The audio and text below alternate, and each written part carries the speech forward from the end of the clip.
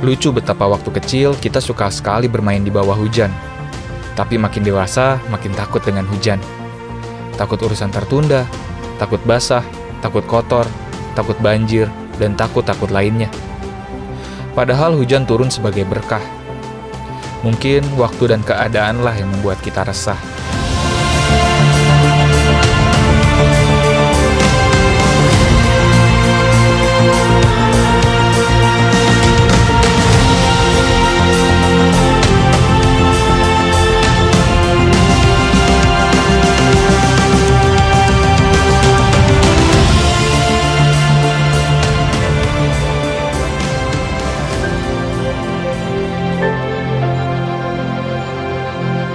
Oh iya, untuk kawan-kawan yang belum pernah mendaki Kerinci via Kersik Tuo, mungkin akan sedikit bingung dengan pembagian pos di sini. Ada 3 pos dan 3 shelter. Jadi total 6 pemberhentian sebelum kita menuju puncak. Lantas, apa bedanya? Begini, pos 1, 2, dan 3 masih dikelilingi hutan lebat. Kata orang lokal, sangat tidak disarankan untuk ngecamp di 3 pos ini, terkait masih menjadi ruang harimau Sumatera berkeliaran. Jadi kalau tidak terpaksa, lebih baik lanjut berjalan. Setelahnya, kita akan bertemu shelter 1, 2, dan 3. Shelter-shelter ini dikelilingi oleh vegetasi yang terbilang kerdil. Cukup aman untuk dipakai berkemah.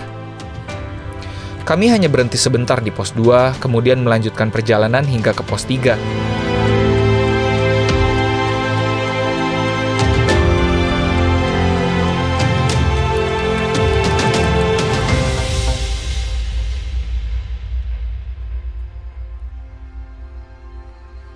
Kan mungkin banyak kawan-kawan juga yang kurang mengerti dan bertanya, emang itu juga maksudnya peduli juga ya soalnya.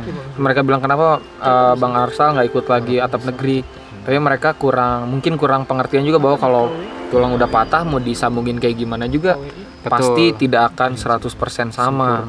Nah dari kemarin-kemarin memang ada ketakutan dari kami juga kalau Arsal mendaki gunung-gunung yang kalau menurut saya Kerinci termasuk berat ya, bagi saya sendiri ya, mungkin beda-beda, tapi ada ketakutan di diri saya, takutnya terjadi apa-apa gitu, karena Arsal belum terbiasa ya, seperti Arsal bilang tadi kan, ini gunung 3000 pertama lagi ya. Tapi setelah kita diskusi, Arsal juga setuju, akhirnya kita mencoba. Ini coba nanti ada efek gak nih. Pemikiran kemarin juga mungkin mau ke gunung berat kayak Mekongga atau ke Bukit Raya, tapi bawa Arsal yang orang-orang mikirnya oh kalau Arsal sinematik banget gitu. Tapi sinematik dibawa ke Mekongga atau jangan Mekongga deh, kemarin ke Gunung Daik yang harus buka jalur. Sinematik dibawa ke Gunung Daik dengan 1 orang kameramen itu kayaknya bukan prioritas ya. Bisa, tapi bukan prioritas karena jadi lambat ya nanti. Gitu. Jadi memang harus disesuaikan kebutuhannya. Apakah emang gunungnya cantik untuk disinematicin atau memang kita harus survival ke dalam? Ya, nggak semua gunung harus ini harus pengambilannya gini gitu. Ya, mungkin kawan-kawan juga yang belum pernah mendaki gunung nggak tahu capeknya kayak gimana soalnya. Kita harus berjam-jam berjalan. Tujuannya bukan iklan ya Pak, iklan, ini dokumenter. Jadi prinsip dokumenter tuh apa yang diceritakan ada di dalam gambar. Betul. Dan narasi bersifat untuk menjelaskan kembali. Betul. Menjadi sinematik atau tidak adalah sebuah bonus. Lagi pula dinikmatinya di media yang gratis. Kalaupun ada yang perlu dibayar, hanyalah pulsa dan kuota. Udah gitu iklannya di skip. Kok jadi curhat?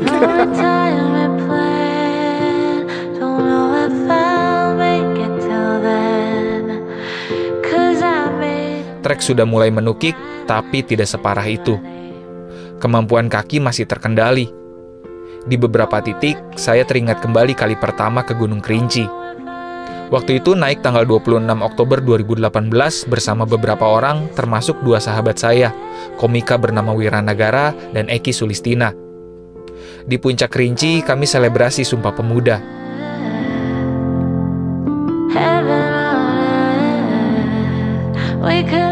Di pos 3 sebetulnya ada sungai untuk mengambil air. Tapi cuaca tak menentu yang condong ke arah hujan membuat Sandika pede untuk tidak mengambil air. Lebih baik tak ada hujan aja, katanya.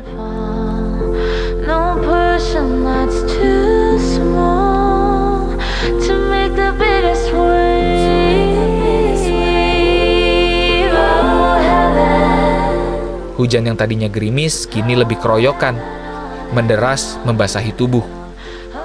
Mau tidak mau kami harus pakai jas hujan.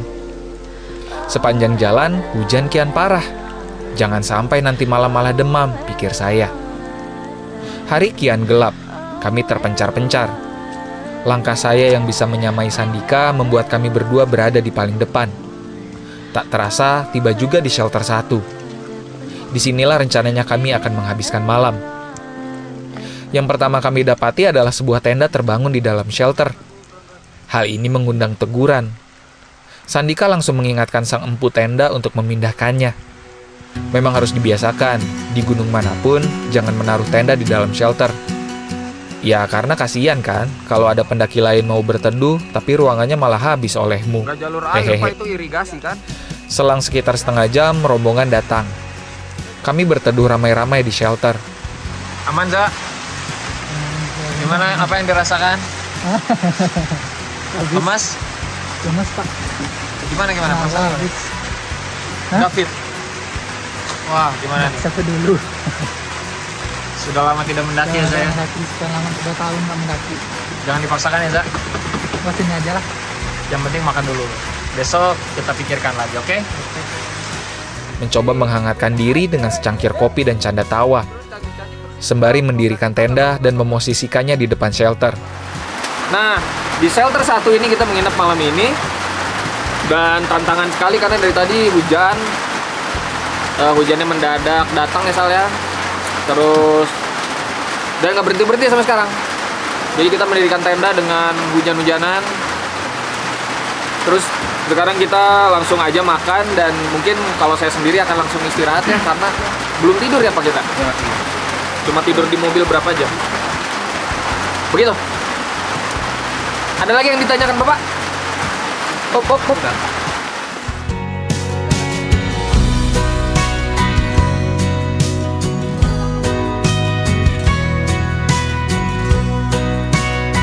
Malam ini sungguh banyak sekali PR kami.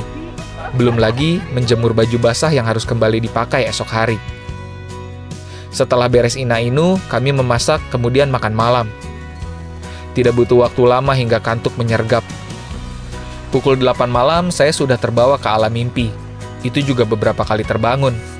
Dan seingat saya, hujan baru berhenti sekitar jam 3 pagi. Buset, lama banget.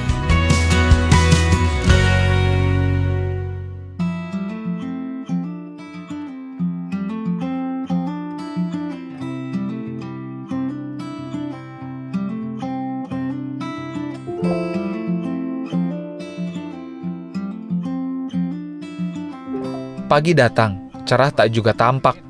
Meski langit tenang, tapi awan masih berkumpul pekat.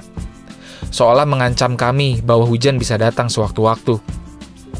Karena tujuan hari ini adalah shelter 3, saya dan tim memutuskan untuk berangkat sedikit siang. Setidaknya kami punya spare time untuk jemur-jemur dulu, mengeringkan tenda yang terlalu berat untuk dibawa jika tercampur hujan. Kita harus terbiasa di gunung tuh, kalau situasinya harus menghemat waktu. Ini nggak selalu ya, tapi beberapa kali kita harus bikin nasinya malam. Jadi malam itu kita bikin nasi untuk makan malam dan makan pagi. Jadi salah satu skill yang harus kawan-kawan kuasai adalah makan nasi dingin. Tapi kalau kalian nggak betah dengan nasi dingin, ada beberapa cara. Bisa kita pakai sayur, atau ada cara yang paling enak apa, Sal? Nasi goreng. Jadi jangan pernah lupa membawa bumbu nasi goreng. Gitu. Nah, ini bumbu racik bisa masuk nih. Ini saat makan kayak gini harusnya kita sponsor masuk ya, Sal ya? Iya. Ini kan sponsor kalau ke gunung itu kan bukan cuma alat outdoor, bukan cuma alat-alat navigasi dan teknikal lainnya, tapi kan bisa ya. Iya. Misalkan, aduh, enak sekali nih nasinya kalau ditambahkan cemil, cetak. Ini kan ada kerupuk nih. Gimana nih nggak ada yang masuk, Sal? Iya, makanan favorit aku aja nggak masuk-masuk. Iya, kuaci kesukaan gue yang nggak masuk-masuk gimana nih? Udah hampir 3 tahun kita jalan-jalan, Sal. Tolong lah, boleh lah.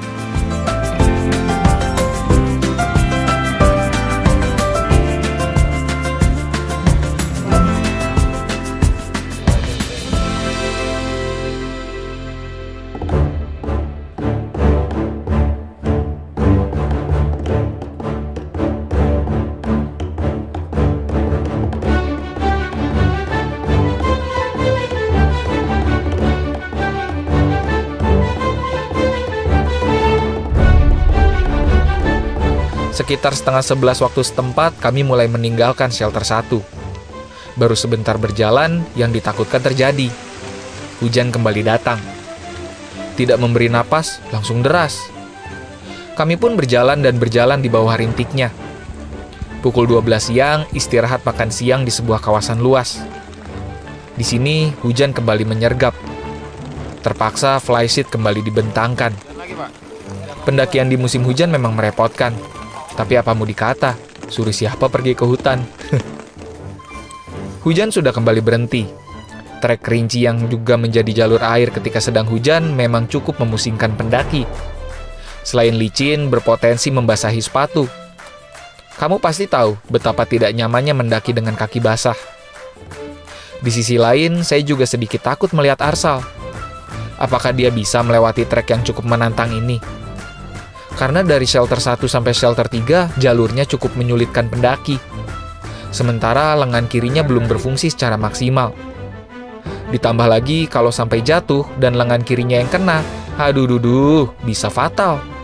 Semoga saja tidak terjadi hal-hal buruk. Amin. Perjalanan dari shelter 1 ke shelter 2 adalah yang terpanjang dan penuh dengan tanah licin. Sesekali kami mesti melewati lorong. Sesekali juga variasi tangga curam kami temui.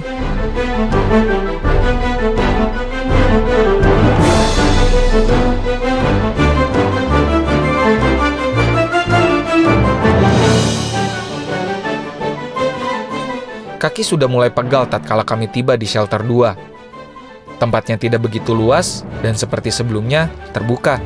Sekarang di ketinggian Kenapa tiap berhenti hujan? 3036 mdpl.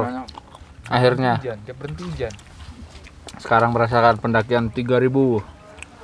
Sekarang kita udah di shelter 2. Buat istirahat dulu ini, pondasi dulu, buah pir. Biar seger, habis itu kita lanjut ke shelter 3.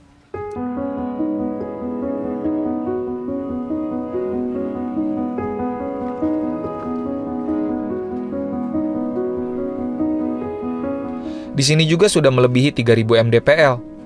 Hawa lebih terasa dingin dan oksigen berkurang, meski tidak signifikan. Ini Pak, disebut biasanya lorong tikus Pak. Kenapa tuh? Karena dia berbentuk seperti lorong Pak. Atas-atasnya akar.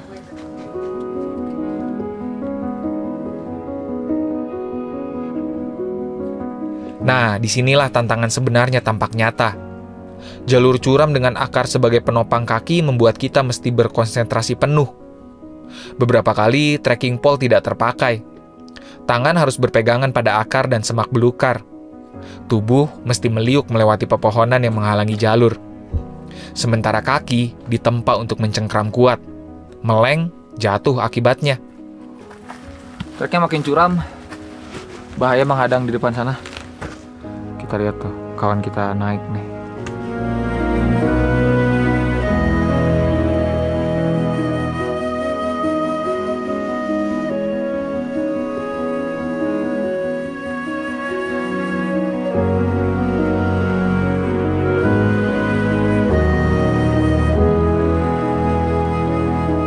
Dari hutan lebat nan gelap, kami menuju padang Cantigi.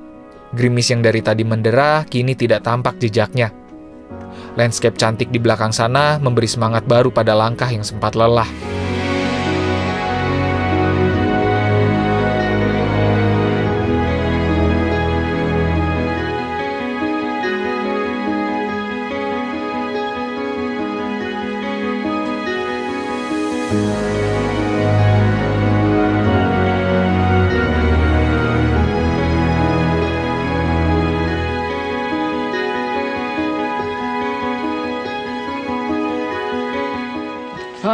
Alhamdulillah kita udah nyampe juga shelter 3. Benar-benar negeri di atas awan.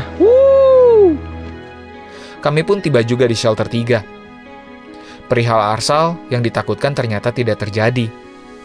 Kawan satu ini berhasil menyelesaikan misi hari ini dengan baik, meskipun langkahnya tidak secepat dulu. Ya, kita akan rest dulu sekitar 1 malam. Nggak nyampe juga sih ya. Jadi kita akan mencapai puncak Kerinci kemungkinan jam 4 pagi ya Pak, kita jalan. Tapi kita lihat dulu apakah hujan atau tidak. Sebetulnya memang kita tidak mengejar sunrise, tapi Puncak Kerinci ini karakteristiknya kurang lebih mirip dengan Semeru yang tidak boleh, ada jam-jamnya lah yang tidak boleh kita lewati karena takutnya nanti kawahnya, asapnya menuju ke pendaki. Jadi sebisa mungkin kita akan mendaki sepagi mungkin dan kita rest dulu di sini, kita bikin tenda, kita makan malam. Capek.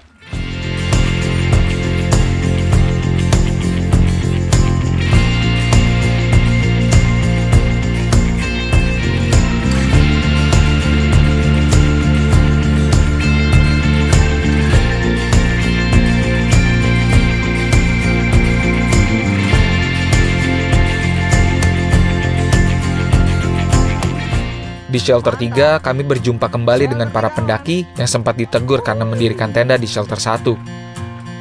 Ternyata mereka adalah para backpackers dari Bengkulu yang menumpang dari mobil ke mobil untuk mendaki Gunung Kerinci. Kawan-kawan dari mana nih? Bengkulu bang, dari Bengkulu Tengah bang. Bengkulu Tengah. Tepatnya di mana bang? Di Bengkulu Tengah di Desa Linggargaling bang, Kecamatan Penekubang. Yang kiri namanya Raja, yang kanan Yoga. Iya bang. Saya dengar-dengar kalian backpacking sama backpacker ke sini nih. Ya, Iya, Bang. alhamdulillah backpacker bang. Itu berangkatnya dari hari Kamis, ini sampai di shelter 3 dari Senin bang. Kemarin tuh rencananya orang berlima bang, cuman dikarenakan 3-nya gak jadi, ya udahlah berangkat berdua. Ya alhamdulillah. Sekarang mungkin Allah mengizinkan juga nyampe lah di puncak atap Sumatera bang. Luar biasa, petualang akan selalu menemukan cara untuk mencapai destinasi tujuannya. Dan yang pasti menarik dari petualangan mereka berdua adalah perjalanannya, bukan hasil akhirnya.